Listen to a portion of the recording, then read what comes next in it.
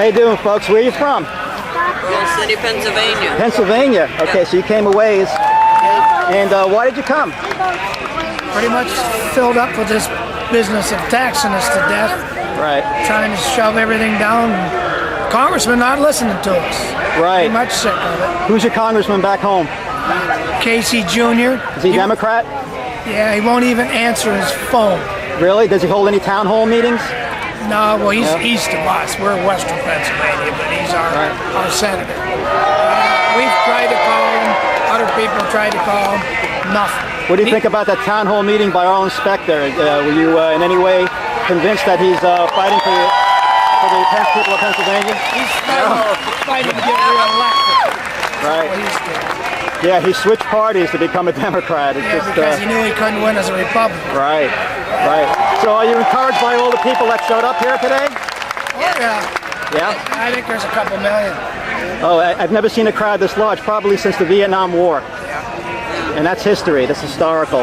We just can't see anything. Yeah, it's just too many people. Yeah, that's a good sign. We're here. We're here. Hope it makes a difference. Right, so after this rally, you're going to keep on fighting and you're going to keep on protesting? Oh, yeah. Yeah, I went to a couple tea parties. Right, back in Pennsylvania, right.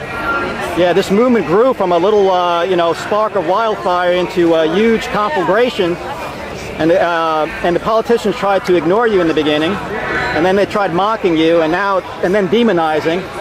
So I don't think they can ignore this many people, do you? No.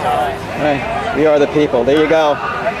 And these aren't union-made signs, are they? No, it's a cardboard. Those look homemade to me. But they say it, right? Yeah, for sure, yeah. Okay. Well, thanks for coming. We appreciate your patriotism and your determination. And it's good to see you here. Thank you so much. How you doing, sir? Where are you from?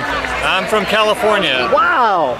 You came all the way here for 3,000 miles? Yes, sir. I brought my family, my kids, my wife, and my in-laws, and wow, that's what I call determination. Only a true heart of a patriot can do that. Thank you, sir. So let me take a look at your flag here and your. So what message you want to send Congress today? They're right over here. They're probably not listening, but they're going to have to listen at some time. More important than anything else is to follow the Constitution. Everything they need to know is right there in that document. Right. So you think Obama's speech the other night, did it have any influence on you at all? It just reinforces the fact that he does not know what he's talking about when it comes to health care. I'm a physician myself. I'm a neurologist with a practice in the Sacramento area, and I can tell you that you do not want the government in charge of your health care. If you trust your doctor, then trust me. Healthcare is about patients and their physicians and their providers, and it's not about the government. The government is not going to provide for you. Were you at the doctor's rally the other day? Yes, I was. That looked like a good turnout there too, huh? We had a great turnout. We had several hundred physicians there. Sorry, I'm making you miss part of this, but you're making such interesting comments here. Yeah, there's one of the physicians in the House of Representatives was just finished in speaking. We have 17 physicians in the House of Representatives. 12 of them are Republicans. There are 2 Republican senators who are physicians. This is who should be leading on healthcare reform.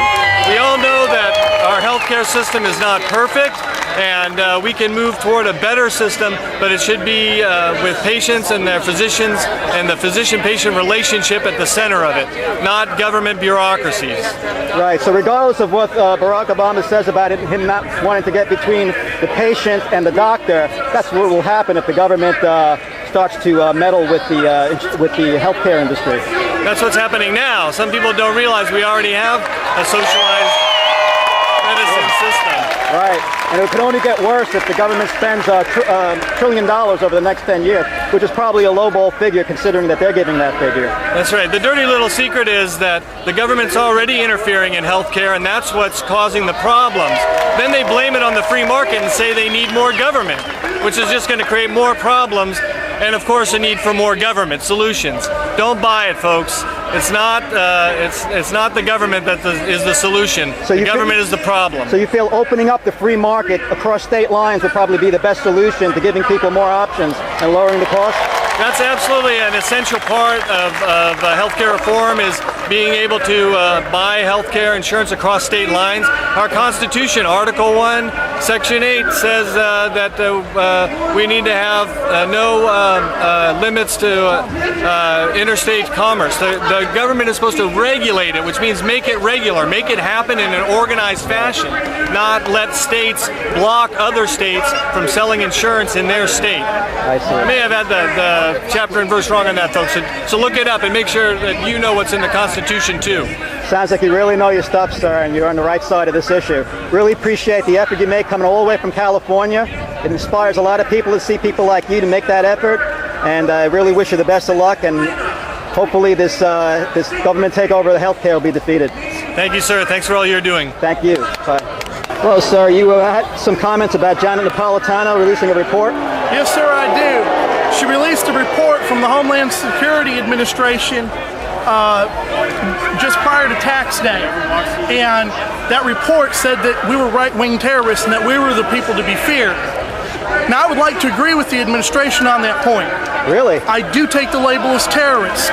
You see, I have a vote, and when I go into the polls, and vote, it strikes fear and terror in Barry's heart, and I proudly claim the label as domestic terrorist. So, like what Jefferson said, it's when the government fears the people, you have liberty. That's right. Right, and when the people fear the government, you have tyranny. That's right. Right. Okay. And the fact of the matter is that our founding fathers set the Constitution up so that it was a government of the people, by the people, for the people. And the Declaration of Independence says you should not overthrow government for transient causes. I think we can still reform this. However, if Barack Obama wants to push a socialistic agenda, then we have the right to succeed and start over just like the South succeeded. And we will not be told no. Oh, secession, yes. We've heard from someone here in town.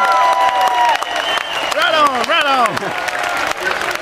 You heard from somebody where? We heard from someone in town. Someone's got family. They said that Channel 7, the local news, reported over 2 million here. Oh my goodness. Don't know Wow. what their source is. CNN was trying to say 30,000 this Right, morning. they were lowballing it the whole week. We heard Anywhere between 5,000 and 30,000. They're way off. I heard that about 30 minutes ago, the crowd was all the way back to the George Washington Oh my Monument. goodness. And they're talking about opening it up to go back to the Lincoln Monument. I didn't know there were that many domestic terrorists in this country, did you? Apparently, so Did you know there were that many domestic terrorists? I'm one. Oh boy. Domestic Oh my terrorist. God. Where's the FBI, CIA when you need them? Really? well, there's Congress.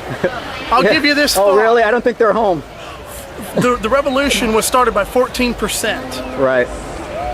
There's the national anthem. We succeeded.